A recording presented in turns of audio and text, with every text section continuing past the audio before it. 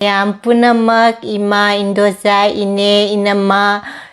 kaka ipal iche ibung punamak rekhana hanna khuramjari hanadagi jengbiri pa ichinina punamaksu anauba changbira pa ichinina punamaksu iche ine Indosa inama dugai isa imau isu punamaksu rekhana tha ainane poda khara ne order tawreba adu product sing do laia mayam da jeng halake kari kari no hai do mayam jeng minarase kari kari no ai product sing se si jing hine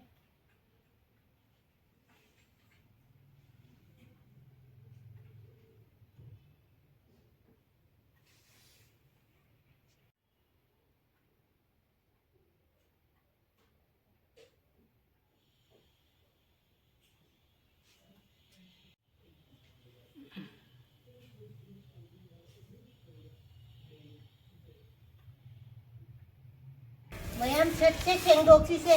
si te thoi ni se fajana ising na tawra chamdok ke mot pana loi re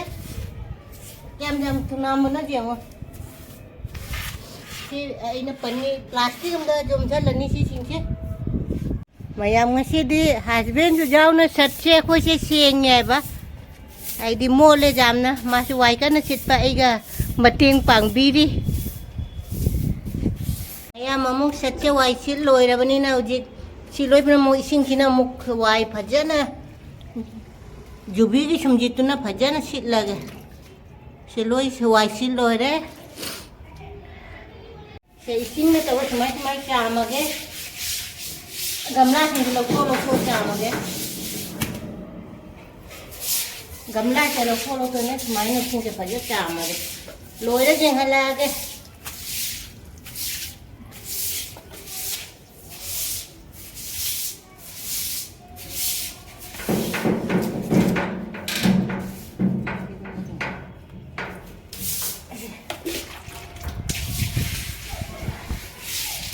Let me put on it.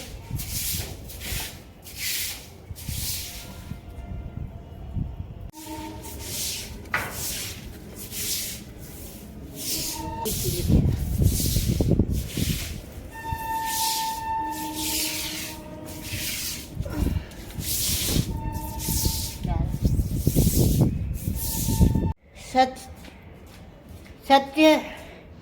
karena kau siang apa sat che kau husband ising hai na wai sili karena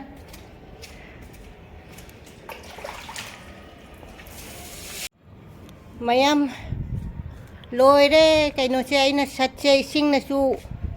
aha ma da sungjit na sit laga kai no sing do phatta ba thunam ba sing loi lokhat le aduga ising na muk loi na phajana jeng nan mana loi re si su phajana tai tho hau re dugai tar phi phau na bai tar si su phajana tai tho e loi re ngasi wa su wa bana loi re ai di set che jam chaw bani na ne gamla sing je lo tho ga loi nei sing je kai no to bani na ne gamla ka che koi jum che khi ngai du ga loi kang nei ram me ba gamla se husband ma kha da kan na kang na ve na tai tho ye ba loi re ujik lu jarurani du jadi mamang che sing do hori me ba mayam jengo na la ba jengo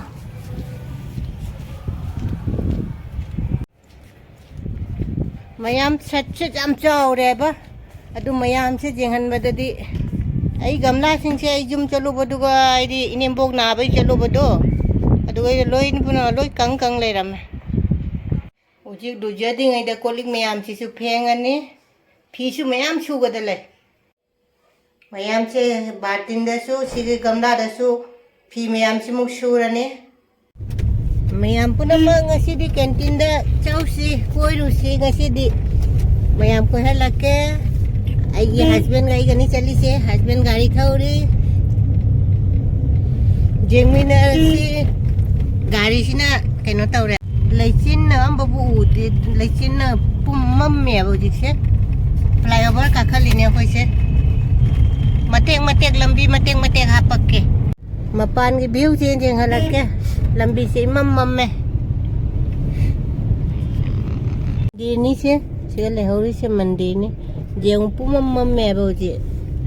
अयुकी पुंग तरा मखाई तारे पुमम्मे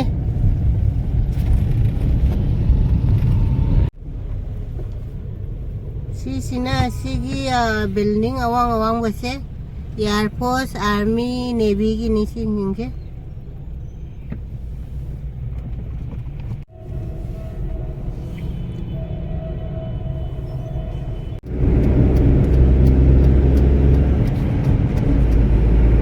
train lakh पड़ी जंगल लग के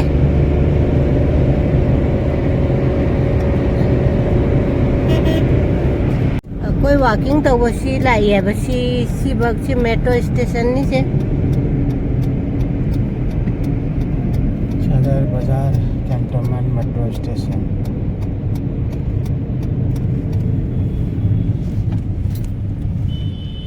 metro station मना सीधा जाऊँ टुकटुकी में आम कोई सी बंगनी कोई वॉकिंग तो लाई से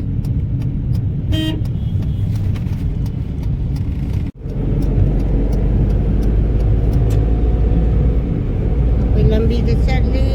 गेहूँ गाड़ी मनु दस सुमाई ना ऊपर का चक्कर में थकता है दिल्ली दे इंग बना मुझे चली से आर्मी की area ngata ni aku na चली से करी कैंटोनमेंट एरिया दिल्ली की रोड से जगह लग के हजमनी जमनान में ममांग दा आर्मी की जीप में चली सी जगह से कई मम्मी आई बा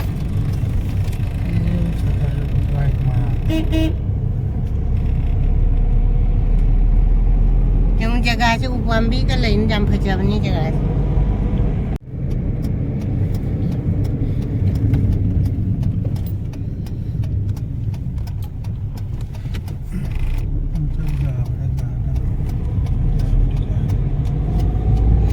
गाड़ी में हम तो जाऊँ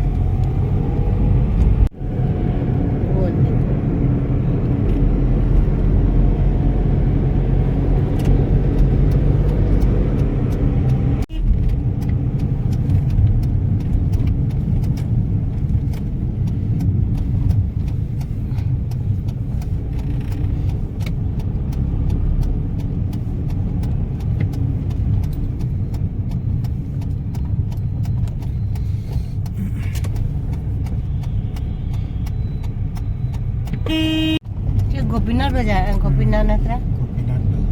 गोपीनाथ बाजार नहीं सी ना सोन दसो ले रे दे रोड की सोन साइड से ले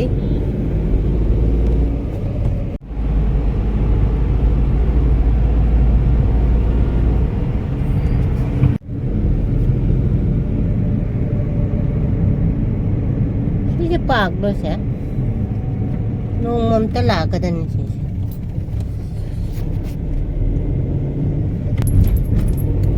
गाड़ी से ठोक ठोक ठोक आ cái nó trên nôm mà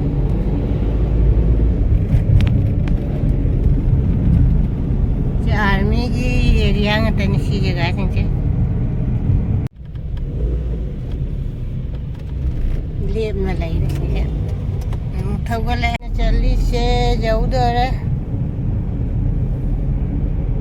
army area ने ना वीडियो नंबर दुजाम जागदा मान दे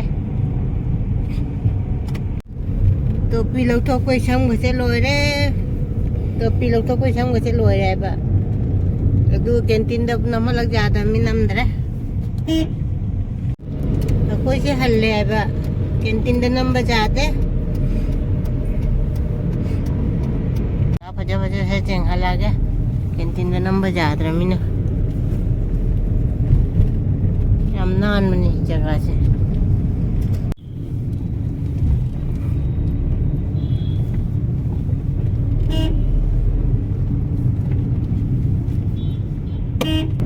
निम्बुक लगी दे बदल अदुगे माय मशीन मुना फजन होगले होगे लोरे को ये टोपी से लुगड़ी समते लोरे अवस्था लोरे कोई से सी जबोग ने कहीं वॉकिंग लाई है बस ये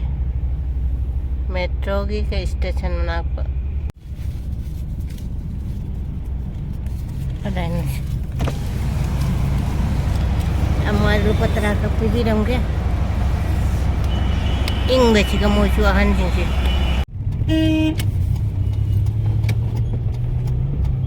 ꯁ꯭ꯇꯦꯁꯟꯅꯤꯁꯦ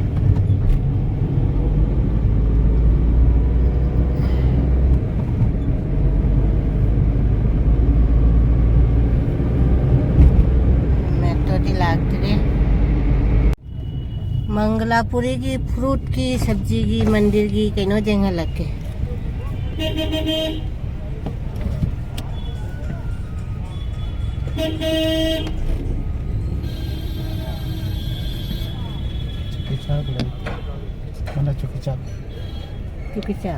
चुकी चाक सु लेने चुकी चाक सिद्ध हंगाम को जोले थे हंगाम को या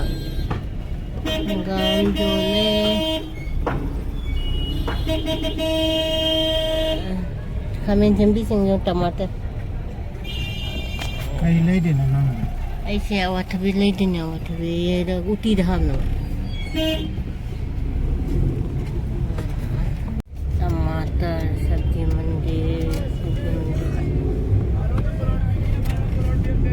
कड़ाई समझे ना क्या सब्जी मंडी में तो नीचे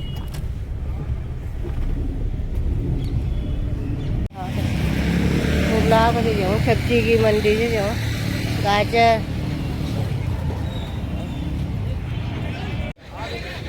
पिलाऊ नीची ना ओनियन नीची ना सीना पा कैनो किलो दा 30 रुपीस आलू ना कैनो ना आलू किलो मंगा दा रुपा 50 रुपीस कैंटीन दा चलो बा कैंटीन दगी ने आई होय लौगदा पोती फंगक्तरमिने सिगुम्बसे पूरा लाया है अखोइना लौगदा पोती फंगक्तरमिने सिगुम्बा पोचे पूरा लाया कैंटीन दगी आईदी टिश्यू पेपर लौरे दुगैगी नमकीन गतनी पूरा लाइसे इंदम चाचिगा चांगांग लोला नमकीन चे चारा लैरगे आइना सिगदा पूरा लाया ते गुलाब जामुन सिसु पिकेदनी का पूरा देसी कहीं सिसु आई हस्बैंड ना खोक्तो में सिसे सेगाई रमे बा कहीं रिफर से सेगाई रमे देसी ना कोली फेंग ना बा खांग तक ना बा दे नुपी की पोट मथौ ताबा खरा से दुम पोरे दुदी मयाम दो उत्पा जाते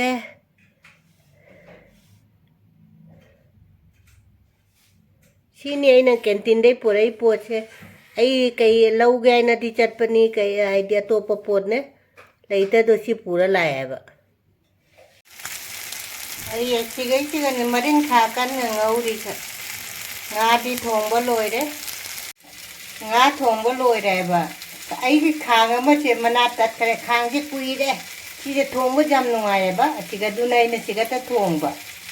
asi cha bai che ula roi ge ai block chemani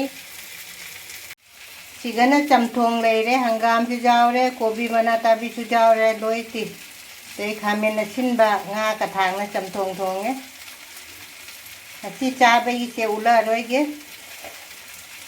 blog नहीं न सेम नि से करी करी तौड़ी है तो मया मैं उजी वॉकिंग तो ऊपर चली आई बा जेऊ उरंगनी सी से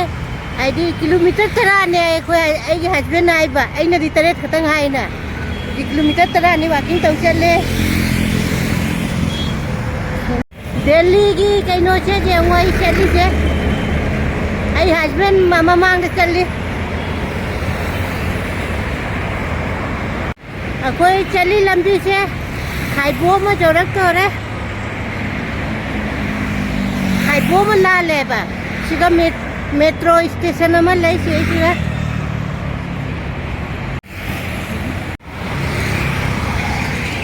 पाइबा नुंगाइते बदु नैना डायरेक्शन मनुंग दापजन बने को मोबाइल से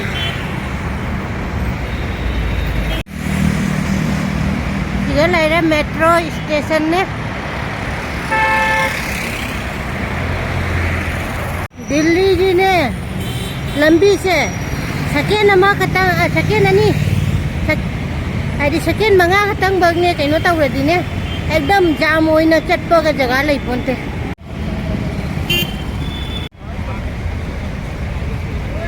दिल्ली से जेबू अखोई से ꯀꯩꯅꯣꯁꯤꯕ ꯉꯥꯟꯅ ꯂꯩꯁꯦ ꯌꯦꯡꯉꯨ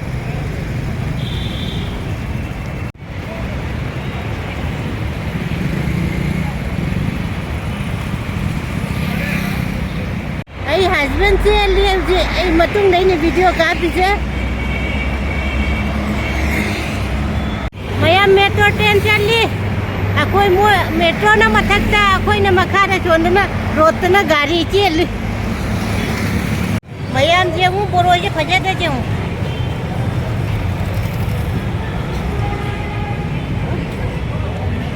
ꯕꯣꯔꯣꯏꯁꯦ ꯐꯖꯗ꯭ꯔꯥ